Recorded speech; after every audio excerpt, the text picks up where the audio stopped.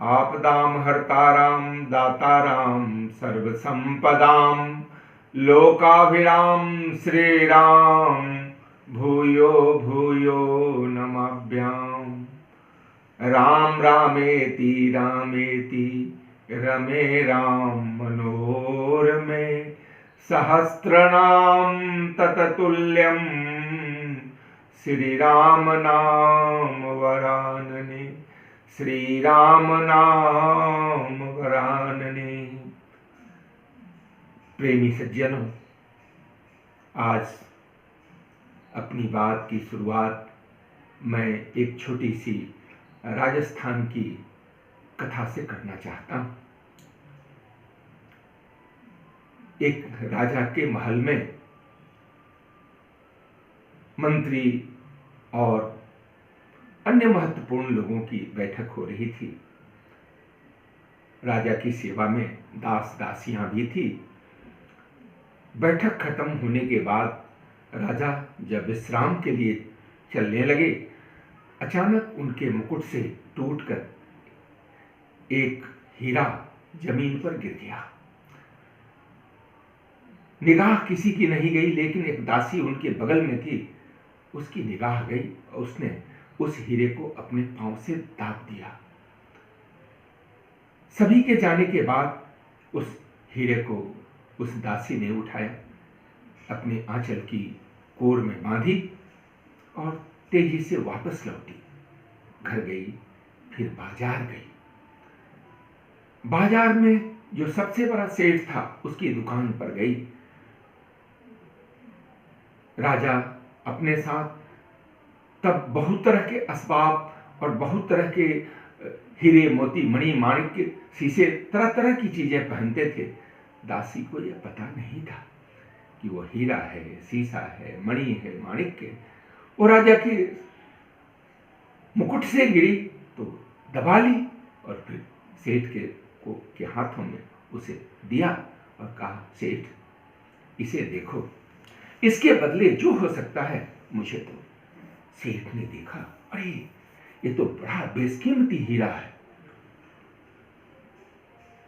उसका मन लालच से भर गया, लोभ से भर गया और तुरंत उसने कहा, अरे दासी, ये कहां से उठा के लाई शीशा? ये शीशा है, क्या इसका मिल सकता है? दासी ने कहा, नहीं सेठ साहब, कुछ तो इसके बदले दे दो। मैं इसको बहुत देर तक अपने पांव के नीचे दाबी रही। मेरे तो श्रम का थोड़ा मूल्यांकन करो। सेठ तो बेईमानी और ठगी के भाव में था। उसने कहा, हाँ हाँ ठीक है, तेरे इस कांच के बदले 2 मुट्ठी नमक होता है। और अपने नौकर से कहा, सुन ले, दे दासी ने 2 मुट्ठी लूण। सुनो, इस दासी को 2 मुट्ठी नमक दे दो। उसके नौकर ने नमक दे दिया। दासी नमक लेकर प्रसन्नता से घर गई। उसे लगा ये शीशा था, शीशा के बदले मुझे जो कुछ मिला वो मेरे लिए बहुत है। घर चली गई। सेठ बार बार उस हीरे को देखा, प्रसन्नता से झूम उठा, शीघ्र वापस आया, अपनी तिजोरी खोली, उसमें से मखमल निकाले, एक डिब्बा निकाला, मखमल को डिब्बे में सजाया, उसमें हीरे को उसमें रखा और बड़े प्रेम से, बड़े स्नेह से बार बार उसका वंदन करते हुए अपने तिजोरी में उसे रख दिया। तिजोरी बंद कर दी। 2 दिन के बाद उसे मुंबई जाना था। जाने के पहले उसने सोचा, एक बार हीरे का दर्शन तो कर लूं। उसने अपनी खोली अपनी आलमीरा और निकाला उस डिब्बे को निकाला, मखमल को खोला, देखकर आश्चर्यचकित रह गया। हीरा बीच से दरक गया था, बीच से हीरे में दरार आ गई थी। उसे बड़ा अफसोस हुआ और उसने उस हीरे से कहा, भाई हीरा, कहां तुम किसी दासी के पांव के नीचे पड़े हुए थे? मैं तुम्हें करोड़ों के तिजोरी में रखा मखमल में सजा करके रखा, इत्र के की सुगंध वाले वातावरण में तुम्हें रखा, और तुम में दरार आ गई, तुम फट पड़े। थोड़ी देर मौन के बाद हीरे ने जो जवाब दिया वो बड़ा ही महत्वपूर्ण और बड़ा ही माकूल जवाब था। हीरे ने कहा, ए सेठ सुनो, मेरे कलेजे पर, मेरे सीने पर दरार पड़ने की बात, मेरे सीने पर लकीर आने की बात। और हीरे ने कहा, चेरी चरणन में धरियो तऊ न घटियो मान। ऐ सेठ सुनो, दासी चरणन में धरियो तऊ न घटियो मान, ते पापी सस्तो कियो ताते हृदय फटान। ऐ सेठ, दासी तो मेरी कीमत नहीं जान रही थी, वो अपने चरणों में रखी, मुझे तनिक दुख नहीं हुआ। लेकिन सेठ, तू मेरी कीमत जानता था, इसके बावजूद भी मेरी कीमत तुमने 2 मुट्ठी नमक लगाई, इसलिए मेरा हृदय फट पड़ा, इसलिए मेरे में दरार आ गई। और तब मैं करोड़ों का था, अब बहुत कम मूल्य का हो गया। कहानी यहीं समाप्त हो जाती है, लेकिन यह कहानी बहुत बहुत संकेत दे जाती है, बहुत बहुत उपदेश दे जाती है, बहुत बहुत संदेश दे जाती है।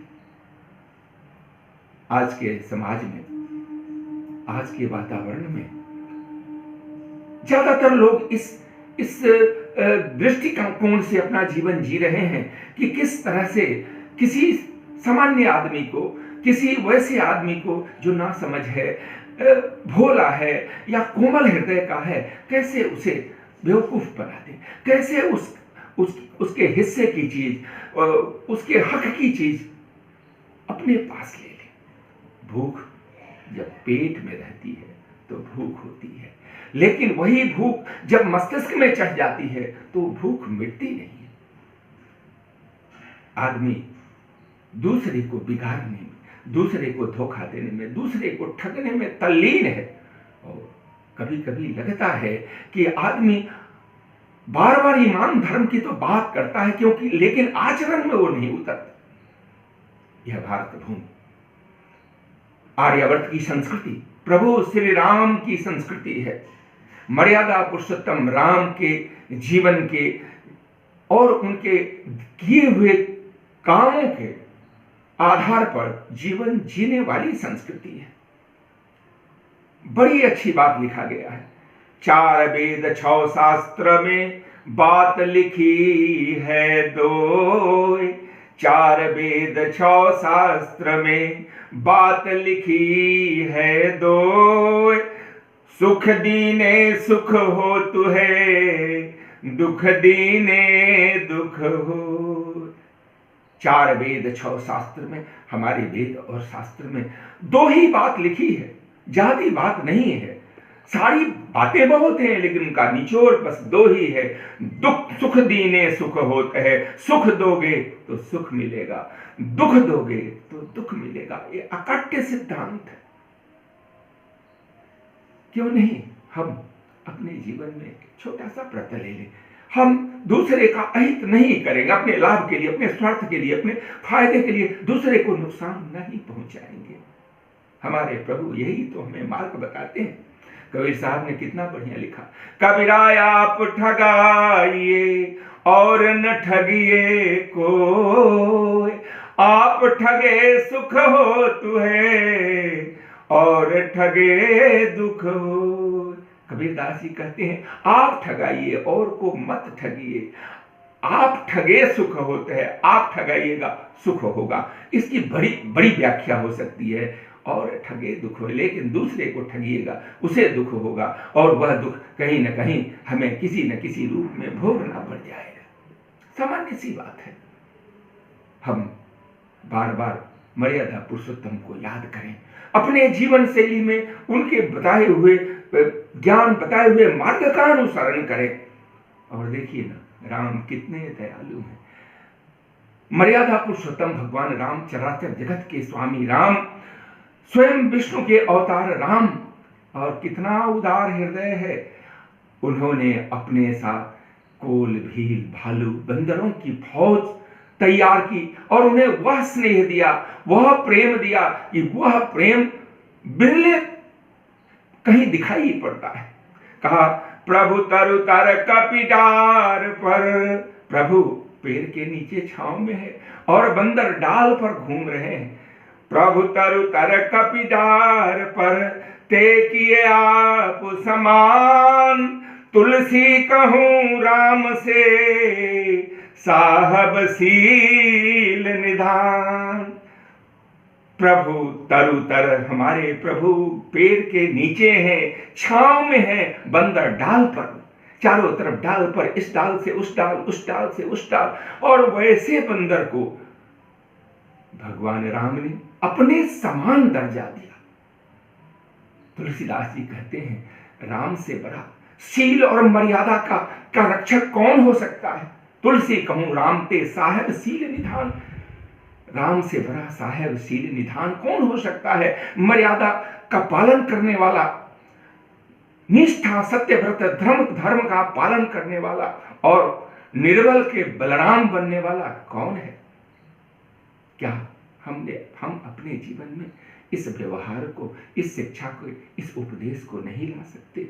अवश्य ला सकते हैं। बस अपने लोभ मोह का थोड़ा संवरण कीजिए और उदार हृदय रखिए। उदार चरितानाम तू वसुधैव कुटुंबकम हमारा सिद्धांत रहा है और इस सिद्धांत के साथ अपने जीवन को ले चलिए। याद रखिए ये दुनिया गोल है, आप चीज आज यहाँ देते हैं वही घूम करके किसी न किसी रूप में फिर वापस आती है। आप किसी का हक लेते हैं, किसी को ठगते हैं, किसी के साथ धोखाधड़ी करते हैं, किसी न किसी रूप में वह धोखाधड़ी, वह ठगी, वह नुकसान, वह विपत्ति, वह हानि आपके जीवन में भी भोगनी पड़ेगी। इसलिए हम अपने जीवन को संयम के साथ व्यतीत करें, प्रभु राम की मर्यादा का पालन करते हुए व्यतीत करें। इसी में सुख है, इसी में शांति है। आज तो बस इतना ही।